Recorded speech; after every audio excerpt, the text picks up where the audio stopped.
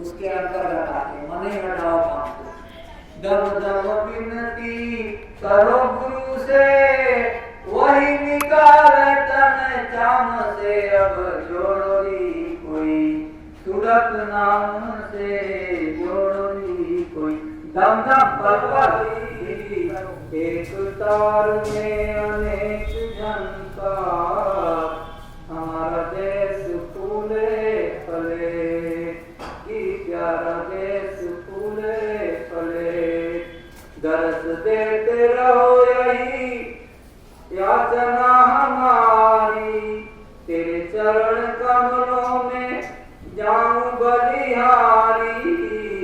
मिले गुरु चरण कमलों का प्यार, हमारा देश फूले फले, कि प्यारा देश फूले फले। यही वंदना है गुरु से बार बार, हमारा देश फूले फले।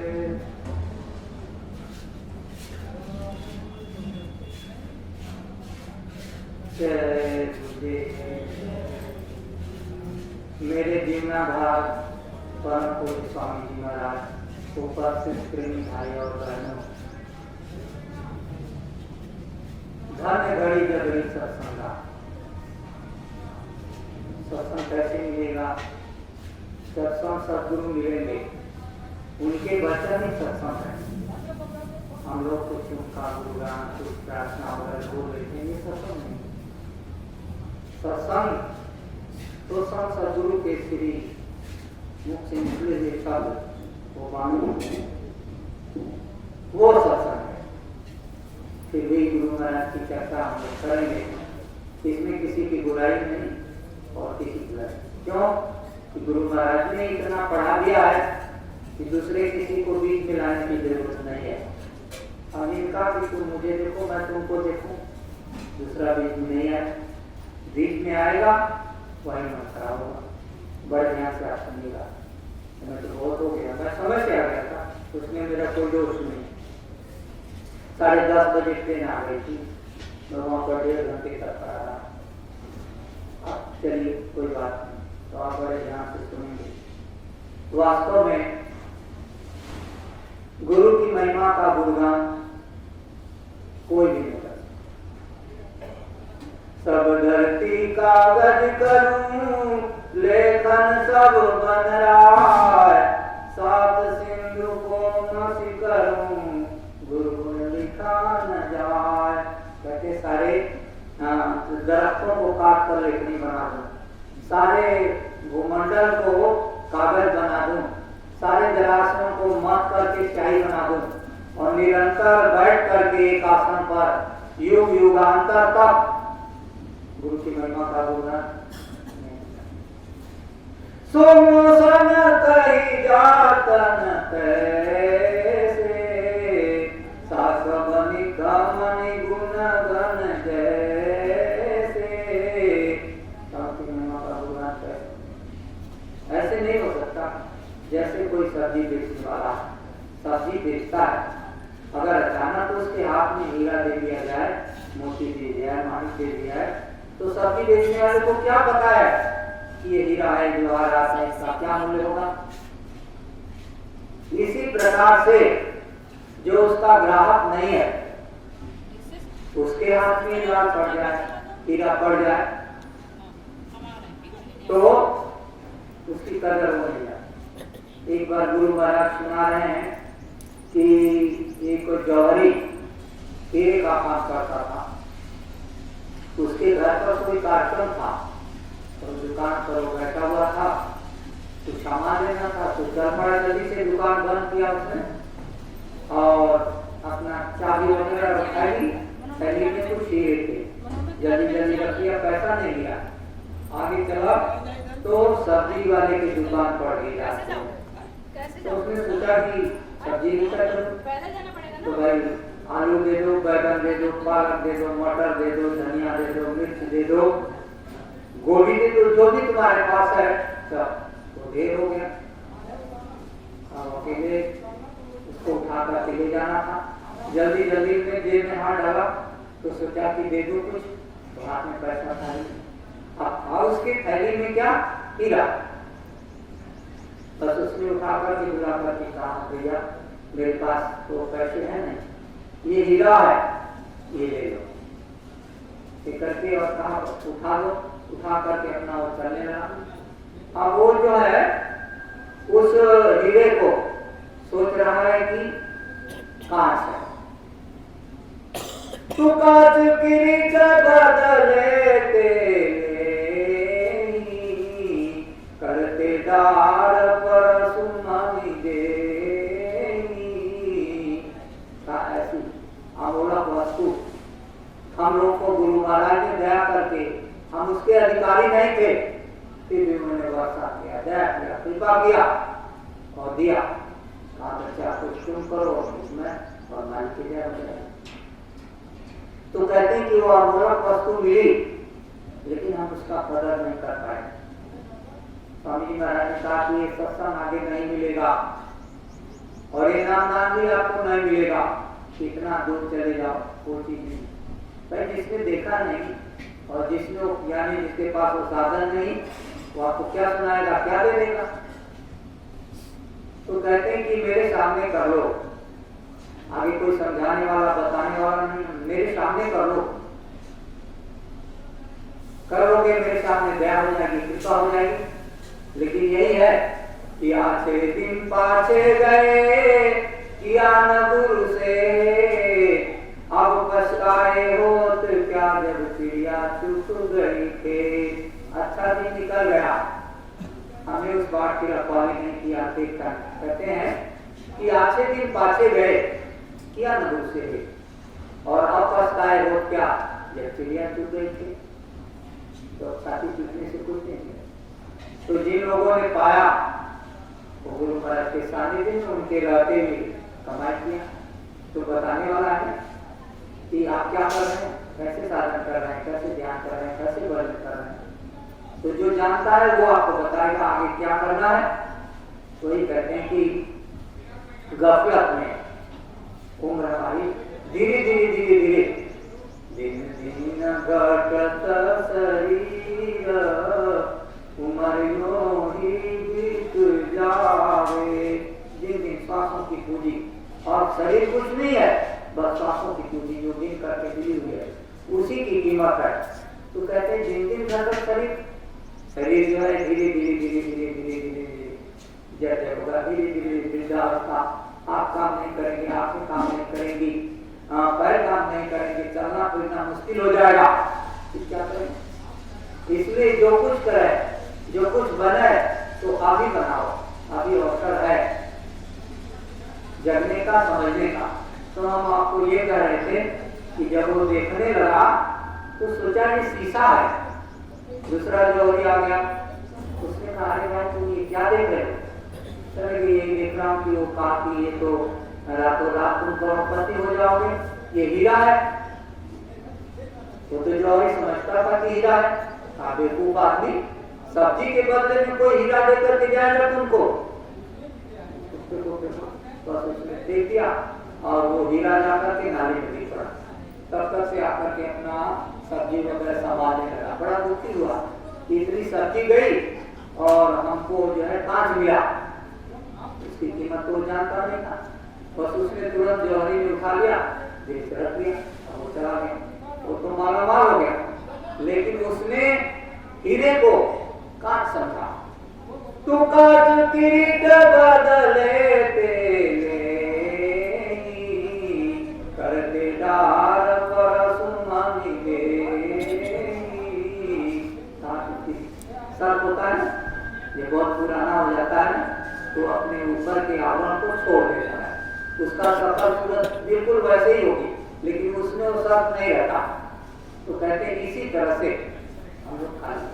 तो जरूरत इस बात की है कि महापुरुषों का सत्संग मिले, उनका संदेश मिले, उनका दर्शन और दीदार मिले, उनके बताए हुए मार्ग पर चले हम और चल करके नित्य नियम से प्रतिदिन जैसे हम दुनिया का काम करते हैं ऐसे ही हम जो गुरु महाराज ने रास्ता बताया उसको भी जीवन का मुख्य समझ करके करें। क्योंकि श्वासों की पूंजी जो है सब खत्म हो जाएगी, कुछ कहा नहीं, आगे बनने नहीं रहेगी, कुछ क्या पता है। इसलिए आपकी बार ये अवसर मिला है। कोटि जन्म जब भटका आया, यह तन दुर्लभ तुमने पाया।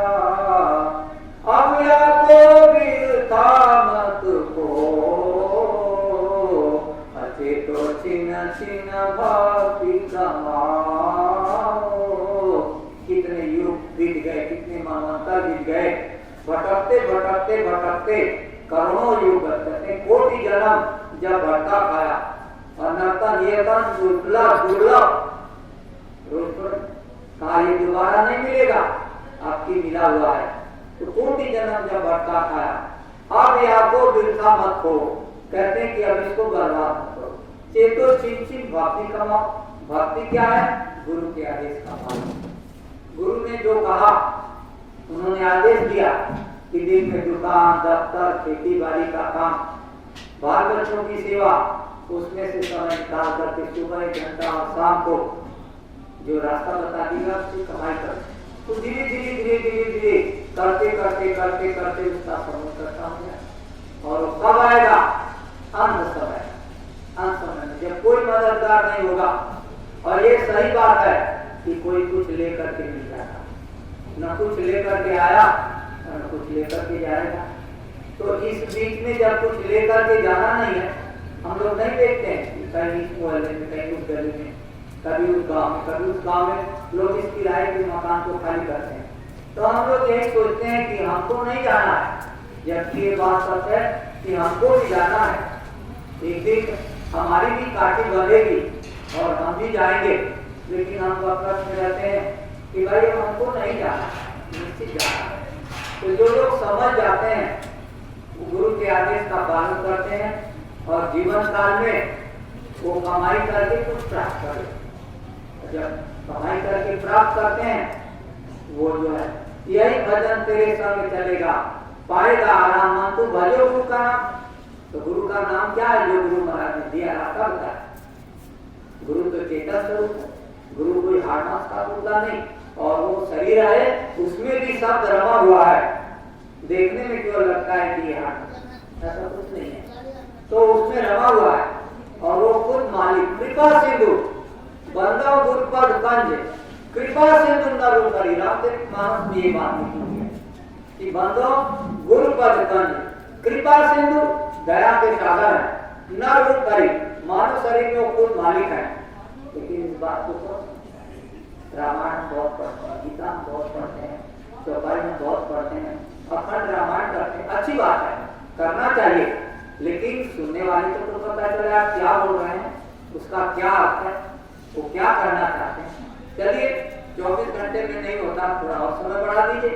कम से कम कानों में जिसके जा रही हो वो आवाज तो लोगों को पता चले कि आप क्या बोल रहे हैं। आप बोलते हैं, ठीक है, बहुत अच्छी बात है, बोलना चाहिए, अच्छी बात है, मानना चाहिए। और रामचरित मानस में जो लिखा है वो कोई नहीं जानता। वो तो कहा जब वो महापुरुष जिसने लिखा है वो मिल जाएगा तब बताएगा, तब समझ में आएगा, तब उसका भेद आप समझ पाएंगे। तब लिखा गोस्वामी जी महाराज ने कि रामचरित मानस सुनत सकल पावनी विश्रामा। सच्चा उस मालिक का भेद, आत्मा परमात्मा से मिलने का रास्ता है। कहते हैं सुनत सकल, तो सुनने की क्या बात कहेंगे? ऊपर से जो आवाज आ रही है, जो गुरु महाराज ने बताया, उसको जब हम सुनेंगे, सुनत सकल पावन विश्राम, पवित्र हो जाएगा, गुरु की दया हो जाएगी, वो देव दृष्टि खुल जाएगी, घट के घाट पर रोशनी आने लगेगी। और वो शब्द जो नाद है, शब्द है, नाम है उसकी, कैसे वो उतरने लगेगा। स्वामी नहीं सुनाते हैं लोगों को, शब्द शब्द में पौड़ी चढ़ी चढ़ी पहुंचो सची नगरी। शब्दों की सीढ़ी हमने लगा रखा है दोनों आंखों के बीच में, यहाँ पर ऊपर से वो आवाज आ रही है और यहाँ आकर के उदासी कहते हैं कि गुरु की दया से उस नाम को पकड़ लो। कब पकड़ेंगे? जब निर्मल हो जाएंगे। तो निर्मल मन सोई जन मोहि पावा, मोहि कपट छल छिद्रन भावा। तन से, मन से, अंदर से, वाणी से सब एकदम निर्मल और पवित्र हो जाएंगे। जब आप मिलावटी नहीं चाहता तो कहते हैं कि तब होगा इसको प्राप्त कर। ऐसे कोई नहीं। वो तो दया जिसके ऊपर हो जाती है, दया सत्संग रूपी दरिया में बैठ करके और गुरु की दया कृपा ले करके और गुरु की दया ही इस मन को, बुद्धि को, चित्त को, अंतःकरण को धो करके निर्मल और पवित्र कर देते हैं। तब जाकर उस दया का स्रोत खुलता है। लेकिन ये कब होगा? यह तन साधन ते नहीं होई, तुम्हारी कृपा पाओ कोई कोई। कहते हैं अपने से कुछ नहीं, आपकी जिसके ऊपर कृपा हो जाएगी वो इसको प्राप्त। तुम्हारी कृपा, तुम्हारी रघुनंदन, जाना ही तुम्हारी भगत। तो तुम्हारी दया और कृपा है वो आप जानते हैं, और जिसके ऊपर वो दया हो जाती है वो जानता है। जाने तुम्हारी भगत पूर्णचंद्र। भगत कौन है? जो गुरु के आदेश का पालन करता है, जो उनके आदेश में रहता है, वो भक्ति। तो भक्ति बहुत कठिन है, सहज तो बहुत है, लेकिन जब लोग करते हैं तब पता चलता है। महात्मा पहले पकड़ लेते हैं और धीरे धीरे धीरे धीरे सत्संग में ला करके, जैसे धोती कपड़ा ले जाता है हम लोग का, गंदा कपड़ा ले जाकर वो तो नहीं परहेज करता, ले जाता, हम उसको दे देते हैं कि भाई आप धो करके और साफ करके बढ़िया सा बाल लगा करके प्रेस करके हमको देना, हमको कहीं बाहर जाना है। तो जो भी ले जाता है वो पटकता है, जैसे भी साफ सुथरा करके और एक प्रेस करके आपको देता है तो आप खुश हो जाते हैं।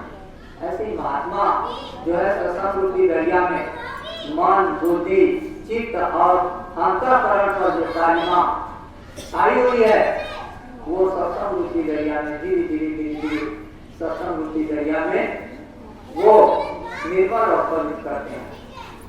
इसलिए हम लोग प्रार्थना बोलते हैं ना कि गुरु दरिया में नहाना मन कहीं हो जाए। तो सत्संगत जल जो कोई पावे, मैलाई सब कटी कटी जावे। कहते सत्संग जल जल मिलेगा, कहते मैलाई सब कट निर्मल हो जाएंगे, पवित्र हो जाएंगे। तो कहते हैं कि संतों का दर्शन और उनका सत्संग, उनकी सेवा, ये जो है सत्संग क्या है, उनका दर्शन क्या है, उनकी सेवा क्या है, ये जब महात्मा मिलते हैं तो वो समझाते हैं। एक बार की बात है, एक राज में एक राजा साहब रहा करते थे, उनके अंदर कुछ बैराग जगा। उन्होंने सोचा भाई कि संतों के सत्संग का क्या फल है, फिर उनके दर्शन का क्या फल है, उनकी सेवा का क्या फल है, ये सब चीजें जो है जो भी साधु उधर से गुजरते उनसे पूछते। जो उत्तर नहीं देते तो बहुत बड़ा बंदा रखा था, उनको भोजन की, पानी की, रहने की सारी सुविधा उनको। लेकिन कहते भाई आप लोग विचार करिए कि संतों के दर्शन, उनकी सेवा और उनके सत्संग से क्या फल मिलेगा। तो जो आवे वो न उत्तर दे। एक महात्मा कृपादर्शी थे, वो अपने जंगल में रहा करते थे, अपने शिष्य के साथ जो है वो भ्रमण पर निकले और आए तो उस राज में एक बहुत बड़ा बगीचा था, एक कुआं था, बहुत खाते मांगे थे। स्वामी जी महाराज सुनाते हैं कि कार्य विचार रामदास भूख बहुत लगी है, तो जंगल में गाय वगैरह चरने जाती थी, उनका गोबर इकट्ठा किया, सूखा हुआ, जलाया और वहां पर बर्तन कहा, वो पत्थर का उस पर जो है आटा चूर मार करके और वो उसका बाटी बना करके सेक करके गुरु महाराज को नमक और बाटी दे दिया। गुरु महाराज जी प्रसाद उसने दे दिया। कहा बच्चा एक काम करो, मैं बहुत थक गया हूँ और मुझे छोड़ करके तुम कहीं मत जाना, सेवा करोगे और याद रखो कि मुझे छोड़ करके नहीं जाना। कहा ठीक है गुरु महाराज, हम आपको छोड़ करके। तो अपना चरण कमल दबाने लगे। शाम हुई तो महल था, उसमें जगमग जगमग जगमग जगमग रोशनी होने लगी। तो सोचा, उसने कभी देखा नहीं था जंगल का रहने वाला जी, ये रोशनी कैसे हुई। तो उसके मन में आके पूछा जाए आखिर ये रोशनी कैसे हो रही है, क्या इतना बहुत अच्छा लग रहा है। तो अपना गए और जा करके और वहाँ पर जो थे दरबार वगैरह से कहा किसका माल है, राजा साहब का, क्या हम उनसे मिल सकते हैं। जरूर मिल सकते हैं। तो बुलाया गया, राजा साहब आए, प्रणाम किया। राजा साहब कहा महाराज आप इतनी छोटी अवस्था में साधु हो गए। कहने लगे मैं अपने गुरु महाराज के साथ आया था, मेरे मन में आया कि देखिए जगमग जगमग रोशनी। आइए तो ठीक है महाराज, लेकिन हमारे 3 प्रश्न हैं। संतों के दर्शन का क्या फल है, उनके सत्संग का क्या फल है और उनकी सेवा का क्या फल है। कहा मैं ये तो नहीं जानता, मैं अपने गुरु महाराज से पूछ कर आता हूँ। कहा नहीं, आपको जाना कहीं नहीं है, यही रहना है। चलिए वो साधु होगा, उनके संग रहिए, गुरु महाराज को अपने। अब गुरु महाराज अपना जगह रामदास रामदास रामदास रामदास काका पता नहीं कि कहाँ है रामदास। बस बैठ करके देखा तो राजमहल में वहाँ पर साधु लोगों के साथ लेकर आए। इसका बारे बताया राजा। राजा ने सबको बुलाई, बोलिए साधु आए हैं, मिलना चाहते हैं। बेचारा आया तो पति प्रणाम किया, चरणों में गिर पड़ा। हाँ महाराज क्या आदेश है आपका। कभी हमारे बच्चे को आपने बंधक बना रखा है, उसको छोड़ दीजिए। हमारा बंधक तो नहीं बनाया, लेकिन हमारा एक 3 प्रश्न है कि उनके सत्संग का क्या फल है, उनके दर्शन का क्या फल है और उनकी सेवा का क्या फल है। तो कहा कि अगर आप नहीं बताएंगे तो आपकी उसी मंडली में कर दूंगा। अच्छा ये बताओ कि तुम देखना चाहते हो कि केवल कथा ही सुना दो तुमको। कहा नहीं महाराज, अगर उस रूप में प्रत्यक्ष रूप में अगर हमको आप बता दें तो हमको ज्यादा। हाँ ठीक है, जाओ नदी उस पार और वहाँ पर एक पहाड़ी और वहाँ पर एक समतल सा मैदान है, बहुत सी वृक्षावली वहाँ पर लगी हुई है। जाना और उस पेड़ के ऊपर चढ़ जाना और देखना, जब शाम हो जाएगी, पूनम का दिन था, शाम हो जाएगी तो बैठ करके देखना, कुछ बोलना नहीं, जो हो उसको देखना। और देखने के बाद जब ये सब खत्म हो जाए तो फिर तुम आना। गए तो देखा वहां पर जैसे आप लोग बैठे हैं, आए झाड़ू लगाया प्रेमियों ने, फिर चटाई बिछ गई और फिर उस पर जो है वो आकर के सिंहासन, फिर वो महात्मा जी आए, फिर संगत आई और वहाँ सत्संग सुनाया। सत्संग सुनाया और सुना करके फिर जो है वो सब ऐसे ही महाराज जी चले गए और संगत जी चली गई, जो पीछा था उसको भी लोगों ने लपेट दिया। थोड़ी देर बाद देखते हैं कि काला कलूटा आदमी एकदम बिल्कुल शरीर की आराम वगैरह ये सब से ना उतर रहा था, कुछ लोग जिसको बोलते हैं, ये सब बिल्कुल शरीर बिल्कुल खराब हो रहे। आया और उस भूमि पर जहाँ सत्संग हुआ था लेट गया। जैसे जैसे लेटता गया ऐसे गुरु महाराज ने सुनाया, ये लेटता गया ऐसे ऐसे उसकी शरीर धीरे धीरे सुंदर तो हो गई। और फिर उसके बाद जाने लगा, उतर करके राजा ने कहा अरे भाई ये जो मैं देख रहा हूँ क्या है, अभी तुम बिल्कुल कैसे लग रहे थे और अब इतना सुंदर शरीर हो गई। कहा राजा ने इस भेद को नहीं जानते, इस तपोभूमि की मैं तो कभी सत्संग में आता नहीं, अगर सब लोग चले जाते हैं तो इस भूमि पर लेट लगाने के लिए आता हूँ और मैं कुछ करता भी नहीं हूँ। इस भूमि की महिमा है, अति पावन पुनीत इतिहास।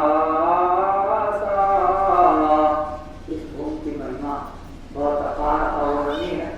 कहते हैं कि यहाँ पर सत्संग होता है, लोग सत्संग सुनते हैं और फिर चले जाते हैं। मैं तो इस रज को अपने शरीर में मलता हूँ, इसमें लुटता हूँ, तो ये मेरी स्थिति हो जाती है। तो कहा अच्छा, जा करके गए और महात्मा जी से बोले, देखा तुमने? क्या देखा? सब बातें बताया। उन्होंने कहा कि देखा, ये उस भूमि की महिमा है। और सत्संग की महिमा क्या होगी? सुन चरज करहि जाने कोई, सत्संगत महिमा नहीं कोई। वाल्मीकि नारद घट जोनी, निज निज मुखन कही निज होनी। कहते कि सत्संग की महिमा अपार अवर्णनीय है।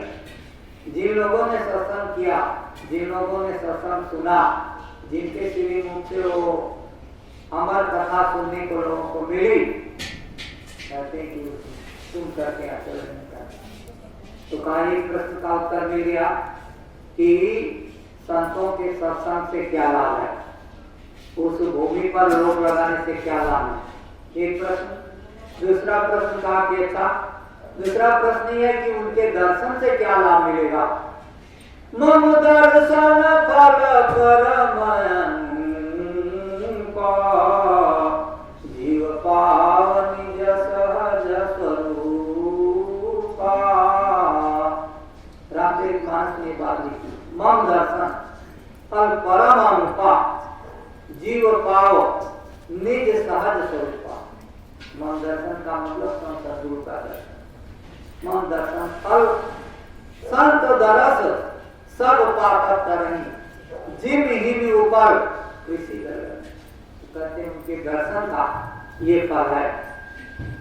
आगे कहा कि देखो, दूसरा प्रश्न है कि उनका दर्शन करने से क्या लाभ मिलेगा। तो जाओ, वो एक सरोवर के किनारे पेड़ है, चबूतरा बना हुआ, जाकर के वहां पर एक पेड़ है और उस वृक्ष के ऊपर जाकर के ध्यान दे करके देखना, वहां पर कोई बैठा होगा। अब राजन गया, माता जी का दर्शन किया और गया, देखा बड़े ध्यान से, तो उसको कुछ दिखाई नहीं पड़ा। कहा महाराज आपने झूठे ही मुझे भेजा। कहा नहीं, महापुरुषों के वचन झूठ नहीं हुआ करते। जाओ, तुम्हारी आंखें तुम ठीक से नहीं देखी, जाओ। दोबारा गए तो देखा दो पांवों का जोड़ा वहां बैठा हुआ था। गए, कौन देखा उस राजन को, और राजन ने उनको देखा, जाकर के इससे बताया, कहा महाराज दो पांवों का जोड़ा। कहा नहीं, जाओ, तुम्हारी आंखें धोखा दे रही हैं, फिर जाओ देख करके आओ, कोई और बैठा होगा।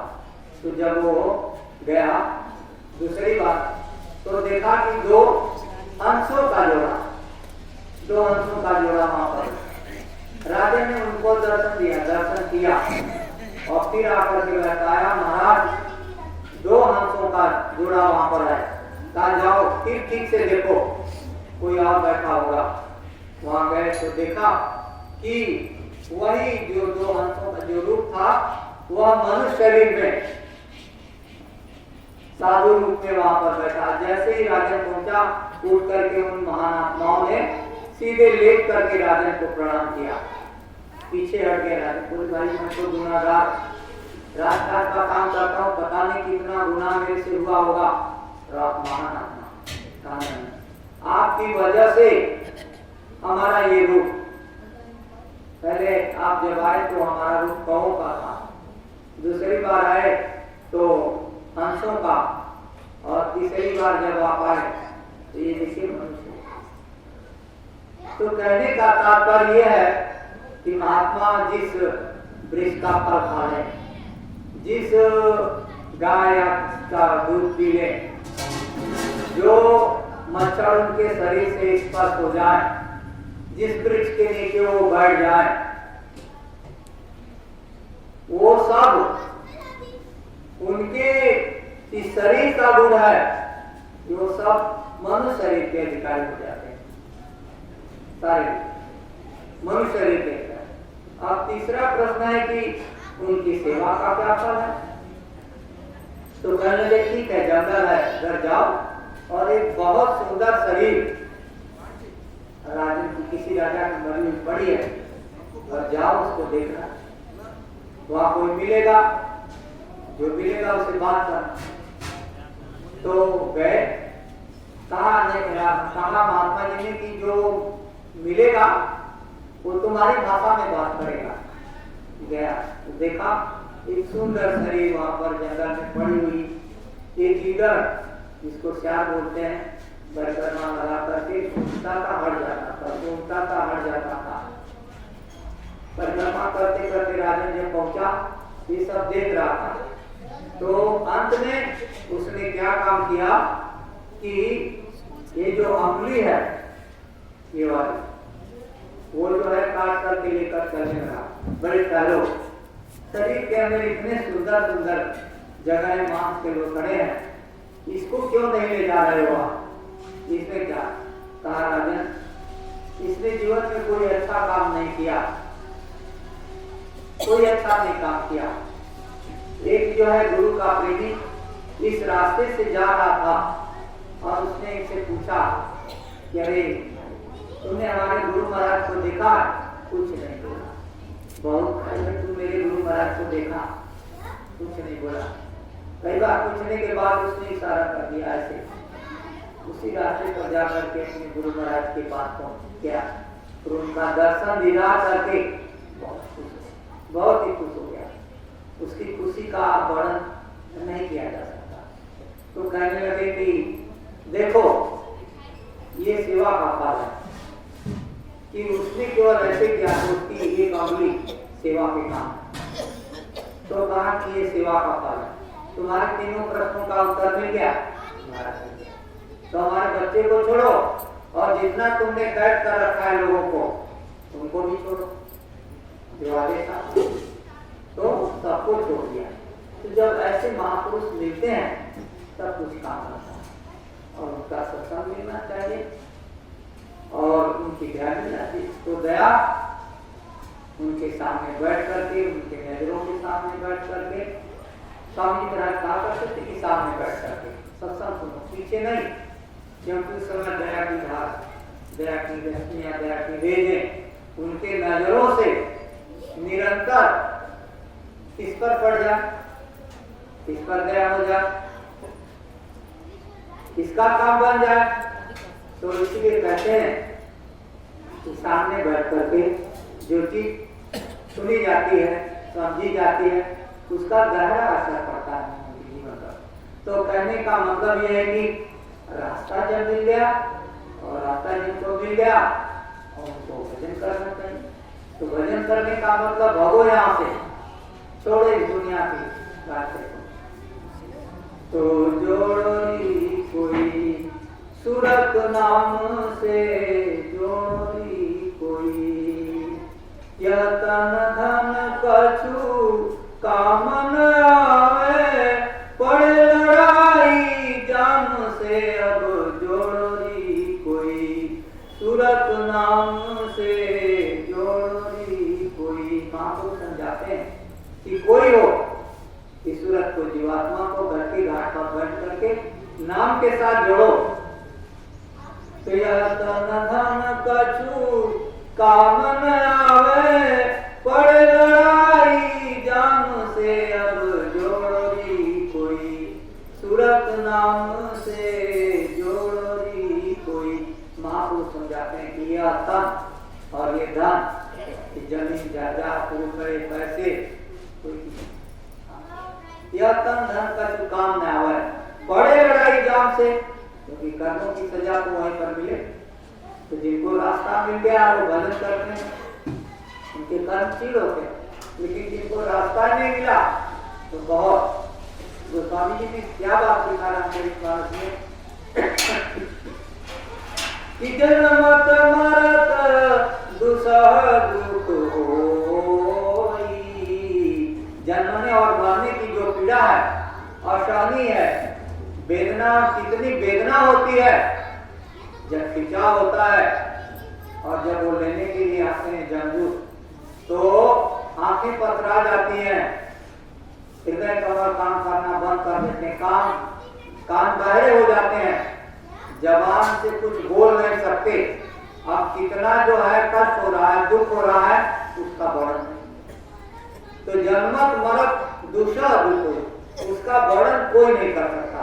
ये महात्मा होता स्वामी जी महाराज समझाते थे कोई वर्णन, लेकिन जिनको रास्ता मिल गया है और जिन लोगों ने इस सूरत को नाम के साथ जोड़ने का अभ्यास किया, उनके साथ ये क्रिया नहीं होती है, खिंचाव होता है, लेकिन उनके लिए जमदूत कुछ नहीं कर सकते। तो यह तन धन कछु कामन आवे, पड़े लड़ाई जाम से अब जोड़ो दी कोई, सूरत नाम से जोड़ो दी कोई, सुमिरन कर सेवा कर सतगुरु, सुमिरन कर सेवा कर सतगुरु, मन ही हटाओ काम से अब जोड़ो दी कोई, सूरत नाम से जोड़ो दी कोई। सुमिरन का सुमिरन मतलब याद करना।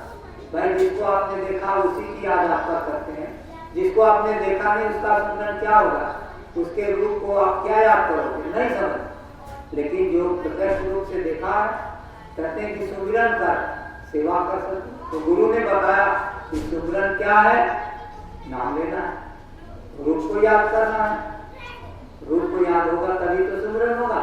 जब नाम ले रहे हैं रूप ही नहीं याद आ रहा है तो सुमिरन किसका हो रहा है, मन का सुमिरन हो रहा है। तो इस तरह से कहते हैं सुमिरन कर सेवा कर सदगुरु। सेवा क्या है, उनके आदेश का पालन। तो गुरु नहीं भूखा तेरे धन का, उन पर धन है नाम रतन का, पर तेरा उपकार करावे, भूखे प्यासे को दिलवावे। वो रुपया पैसा जमीन जायदाद इन सब चीजों का भूखा नहीं है। गुरु ने भूखा तेरे धन का, उन पर धन है नाम रतन का, पर तेरा उपकार करावे और भूखे प्यासे को दिलवावे। कोई भी भूखा प्यासा आपके दरवाजे से आ जाता, भूखा प्यासा लौट करके ना जाए, गृहस्थ आश्रम का यही तो धर्म है सच्चे बात। तो जब लग तेरी देह देह कछु दे, देह के हो जाएगी फिर कौन करेगा दे। अरे भाई जब तक आपकी शरीर है तभी तो आपके दरवाजे पर कोई मांगने आता है, तो कभी नाराज नहीं होना। जो आपके पास श्रद्धा सुमन जो भाई मालिक ने आपको दिया है तो उससे घाटा नहीं होगा। तो आपको सुना रहा था कि सुमिरन कर सेवा कर सतगुरु, मन ही हटाओ काम से अब जोड़ी कोई। सुमिरन कर सेवा कर, उनके आदेश का पालन करना, जो बता दें भूखे के भोजन, प्यासे को पानी, झाड़ू लगा देना और ये बिछा देना, जो भी वो उनका आदेश हो जाए, पत्थर जूठा ये सब महात्मा इकट्ठा करके यही तो सब कराते हैं। तो